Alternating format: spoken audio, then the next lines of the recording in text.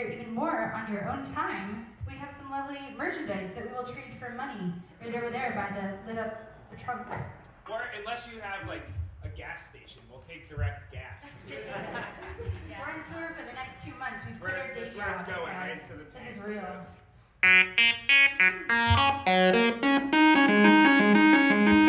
This song is called Jungle, and it's on our EP that we have right over there. We also have jewelry and sculptures that you can buy and get a digital download instead of a, crappy CD. Yeah, and come back here and buy all this awesome stuff because this place fucking rules. Yeah, dude. It's cool. We like printing shit ourselves too, so it's just great to see people printing stuff on paper. It's a great art form. So thanks for doing that.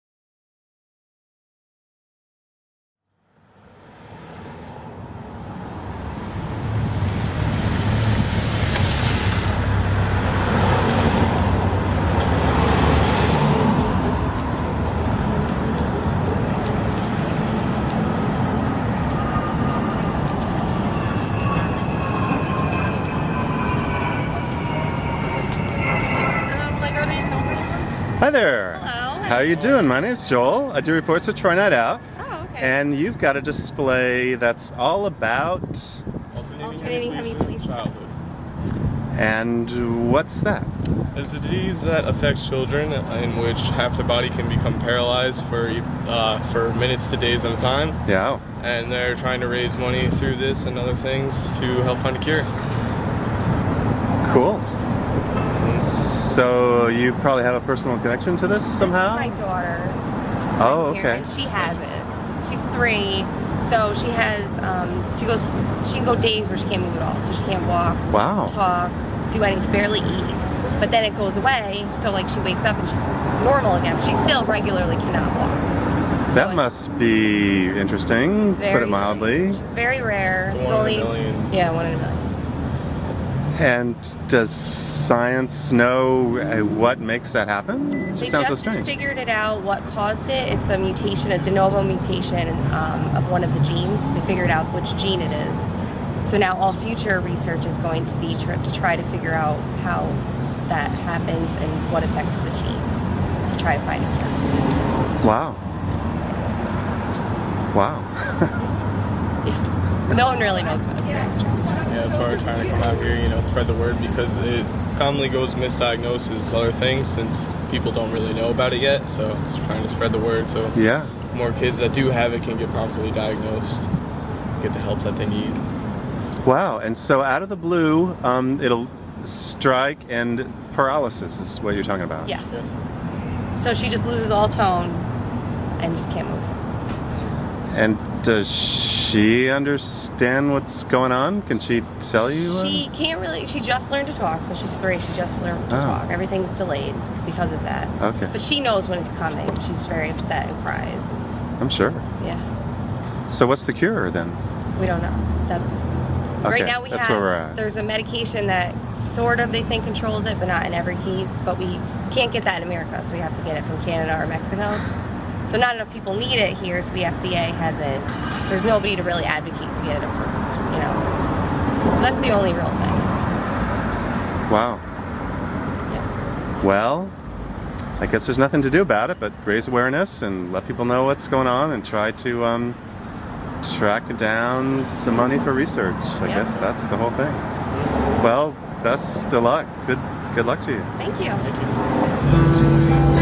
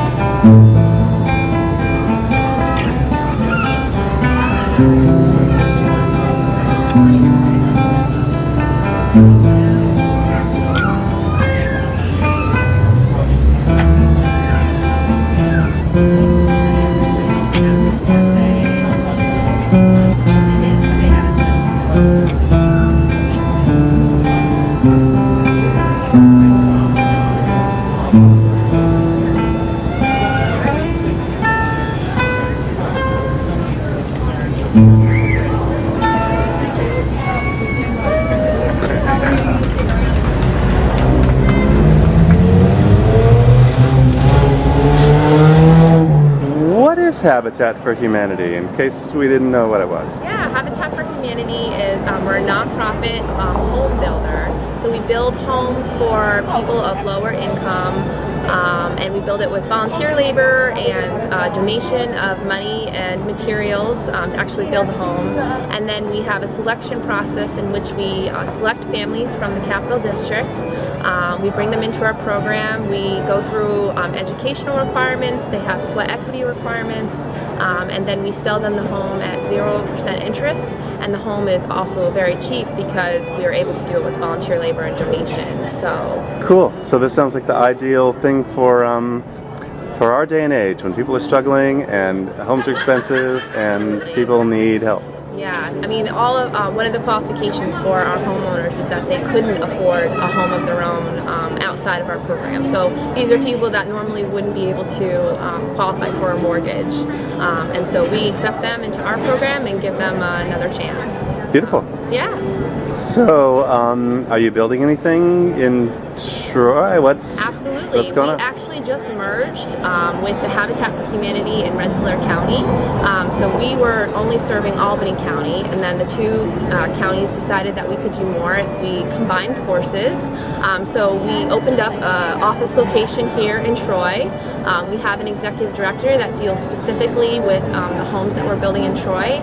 And I believe it was July 27th, we broke ground on 9 houses. Wow. Yep, down in the south end of Troy, right on the corner of Burden and Cross Streets in Troy. And so we will be getting those out of the ground shortly. And we're really excited. This is the biggest project that Habitat's ever done in Troy. Cool. Yeah. Cool. So, we are here at the Bella Vita display.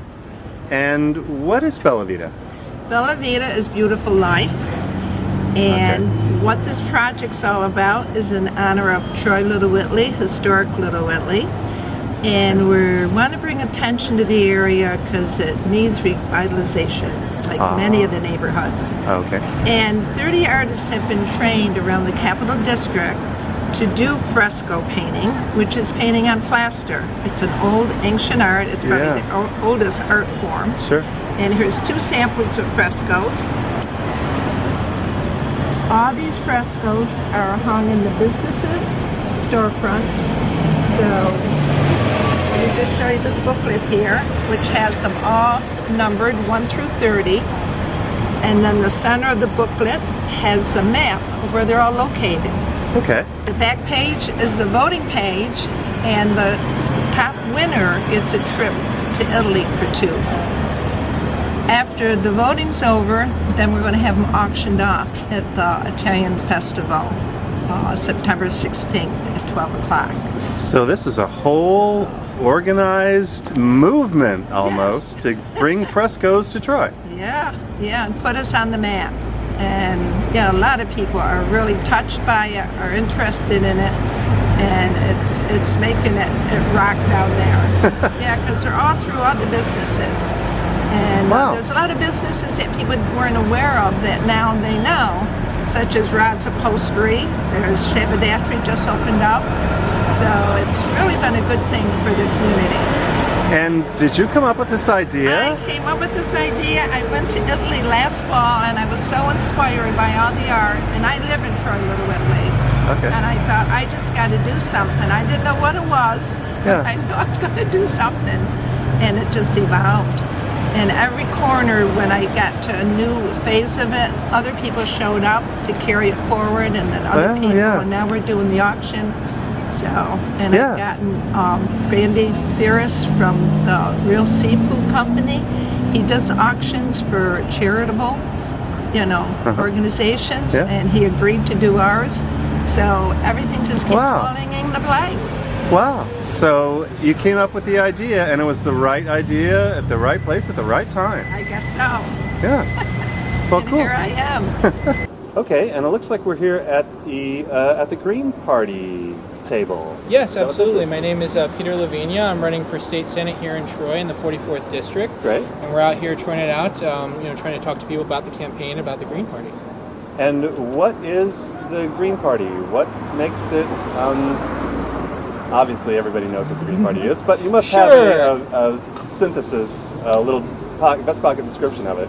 And what is that? Yeah, the Green Party is a party of ecology, social and economic justice, and nonviolence. And what that basically means is we think government should be for the people and not for the corporations or the special interests. So I'm running on the Green Party line here in New York State to talk about how we need to have full employment in New York State. We have 15% real unemployment here.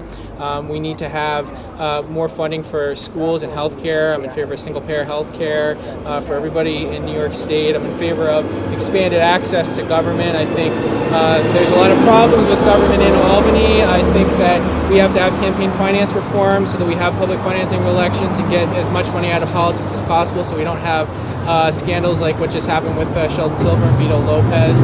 So really I would say to some of the Green Party, a lot of people know us as an environmental party, and we certainly are trying to combat the climate change and climate crisis, but we're really a party for regular people, working people, Main Street, not Wall Street.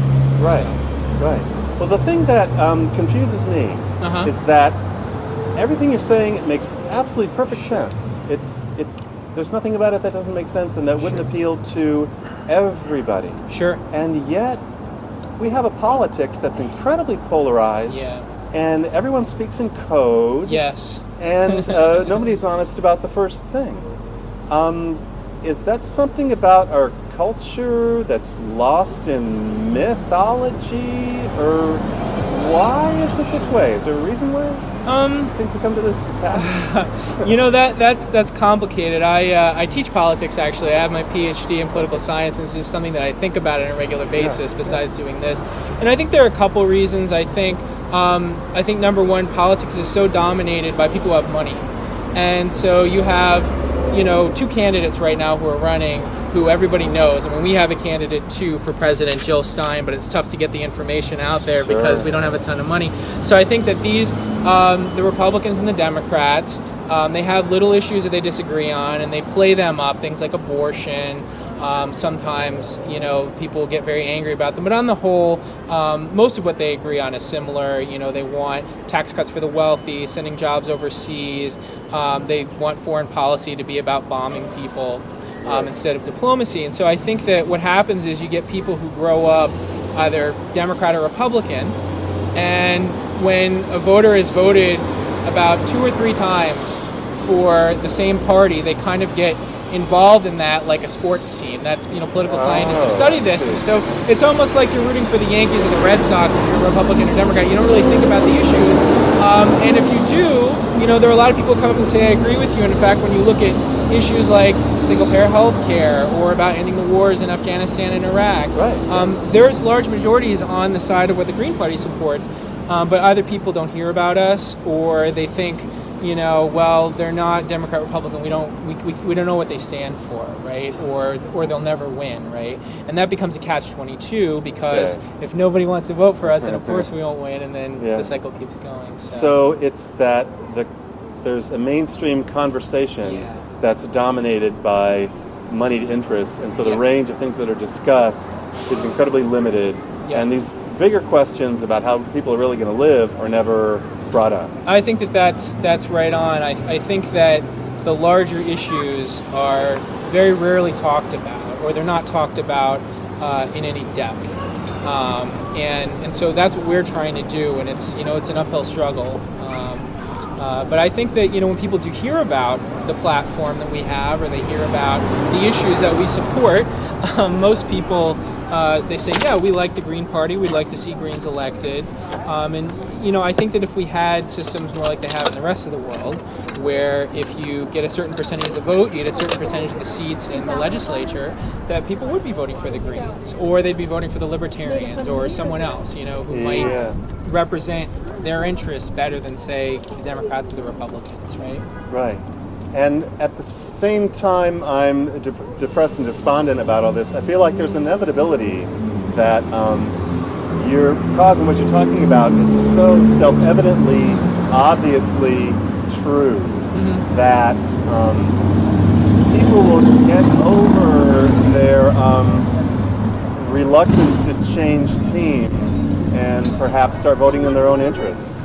Maybe. It does happen. We have, right now we have half a dozen elected officials across New York State. There's one in New Paltz, Jason West, who back in 2004 was the first person on the East Coast to start marrying same-sex couples, and now New York State has followed in the Green Party's stead. Progress, eventually, slowly. So, these things happen. I think that what we saw a year ago with Occupy, I think people that was outside the bounds of traditional politics. That's and there were a lot of Greens were involved there, and we said this is what Occupy is calling for, talking about the 99% and 1% is something we've been discussing for a very long time. And so I think there's always hope. I think that people are starting to see that the parties aren't responding to their needs. And, if you just look at this election, they're going to spend $1 billion running for president. And we have, a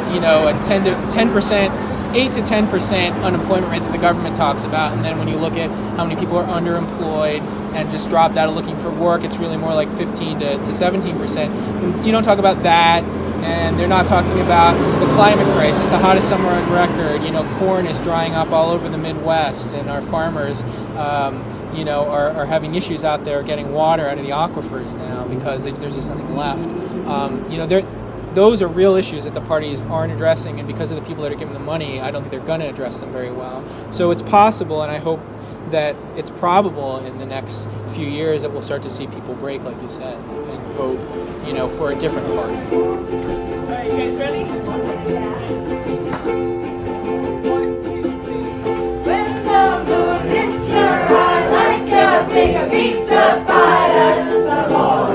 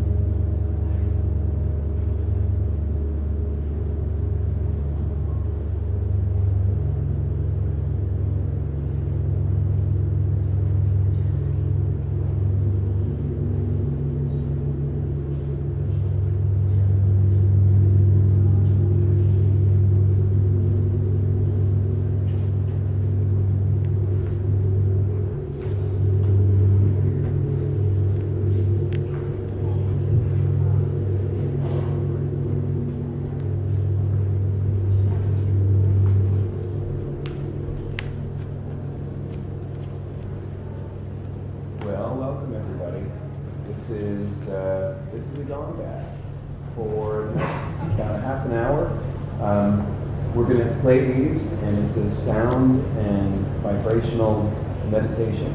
And so feel free to be comfortable. You can move around the mat, or I think we kind of want to keep this kind of flexible, so if you'd like to come and go as you please. But it'll be about half an hour. At the end, we like to finish with a couple of minutes of silence. So it'll be all done, and you'll hear it quiet down for a little bit. It's sort of good to, if you can, hang out during that, because it's a really nice time. If you have a cell phone, please either put it on silent or off, because cell phones don't jive well with the gongs. So sit back and relax and enjoy. Thank you for being here.